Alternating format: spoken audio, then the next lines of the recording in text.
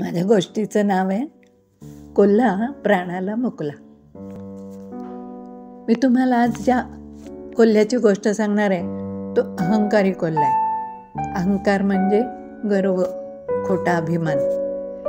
तेव्हा एका जंगलामध्ये एक सिंह राहत होता. अंगाने भरलेला, दिसायला रुबाबदार. त्याच्या सिंहगर्जनेनं सगळं जंगल दणाणून निघायचं. तो जंगलातून जायला लागला की सगळे प्राणी बाजूला व्हायचे आणि त्याला वाट करून द्यायचे. एक दिवस सिंहाला एक कोल्हा भेटला वाटेत. आपल्या बुद्धी चातुर्याच्या जोरावर त्यानं सिंहाचं मन जिंकलं. त्याच्याशी गप्पा केल्या, त्याला वेगवेगळ्या गोष्टी सांगितल्या, सिंहाचा आदर सत्कार केला. सिंहही खूप खुश झाला.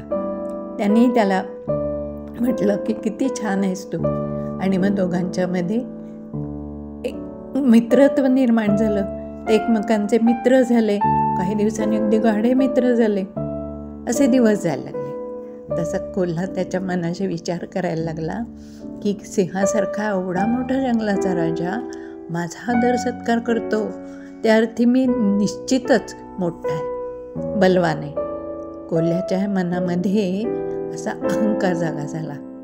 तो सिंहाला काय म्हणला, सिंहा, आपण दोघं जण मित्र आहोत, तेव्हा तुम्हाला कोल्हा असे नको हाक मारू. तो म्हणलं, मग मी तुला काय म्हणून हाक मारू?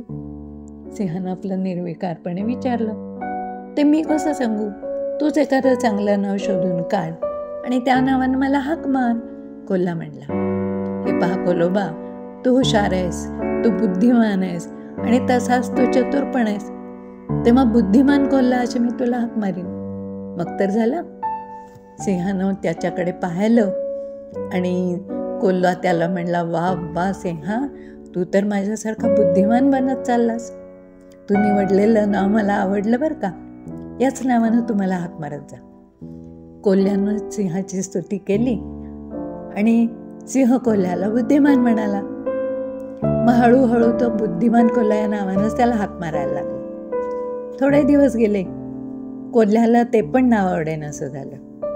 कोल्ह्याचा निराश झालेला चेहरा बघून सिंहानं विचारलं, बुद्धिमान कोल्होबा, तू निराश झालेला दिसतोस. एखादी गोष्ट मनाविरुद्ध तर घडली नाही ना? तसं काही घडलं नसेल असं मला वाटतं, आणि काही हल्लं तर मला सांग. असं काही नाही रे सिंहा, तू मला ज्या नव्या नावानं हाक मारतोस ना, ते नावच मला हल्ली आवडेनासं झालं. कोल्हा म्हणाला, मग तुला कुठल्या नावानं हाक मारायची ते तरी सांग. सिंह म्हणाला. कोल्ह्याचा चेहरा आनंदानं उजळून निघाला. एक उडी मारली आणि तो म्हणाला, मी तुझ्याच सहवासात आणि जास्तीत जास्त जवळ असतो की नाही, तेव्हा तुम्हाला छोटा सिंह का नाही म्हणत? छोटा सिंह याच नावाने तुम्हाला हाक मारत जा. सिंहाने पण त्याला होकार दिला आणि छोटा सिंह या नावानं तो त्याला हाक मारायला लागला. सिंह आणखी प्रत्येक आपली गोष्ट ऐकतो, आणखी सांगेल ते ऐकतो. जंगलातले प्राणी आपल्याला घाबरतात आणि मग याचा कोल्होबाला अभिमान वाटायला लागला आणि हळूहळू त्याचा अहंकार वाढायला लागला. एक दिवस तो सिंहाला म्हणाला, सिंहा, तुम्हाला छोटा सिंहाऐवजी बलाढ्य सिंह का नाही म्हणत? काय, मी तुला बलाढ्य सिंह म्हणू?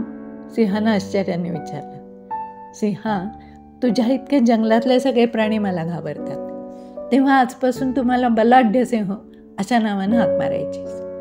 कोल्हा मोठ्या गर्वानं म्हणाला, मित्रा, जेव्हा तू सिंहासारखा डरकाया फोडू लागशील तेव्हा सगळं जंगल तुझ्या आवाजाने थरकापून उठेल आणि तेव्हाच मी तुला माझ्यापेक्षा श्रेष्ठ समजेल आणि मग तुला बलाढ्य सिंह म्हणून हाक मारीन. सिंह, याच्यात काहीच अवघड नाही रे. तू सांगतेस ते सगळं सोपं आहे. तुझ्यासारख्या डरकाया फोडून मला सगळं जंगल दळाणून सोडायला नक्की आवडेल. कोल्हा म्हणाला. समोरून एक मस्तवाल हत्ती चित्कारत येत होता. झाडांना टकरा देत होता, त्यांना उखडून टाकत होता. अहंकारानं फुगलेला कोल्हा त्या हत्तीकडे पाहून म्हणाला, हे मस्तवाल गजराजा, हे मस्तवाल हत्तीबुवा, माझ्या रस्त्यातून बाजूला हो.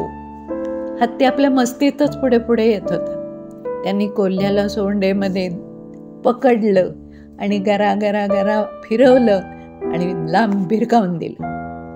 कोल्हा आकाशात फेकला गेला. जोरानं जमिनीवर पिऊन आदळला आणि गतप्राण झाला, मेला. अहंकारानं शेवटी कोल्ह्याचा नाश केला आणि जो स्वतःला सिंहापेक्षा, प्रत्यक्ष राजापेक्षा मोठा समजत होता, त्याचा नायनाट झाला. आवडली गोष्ट?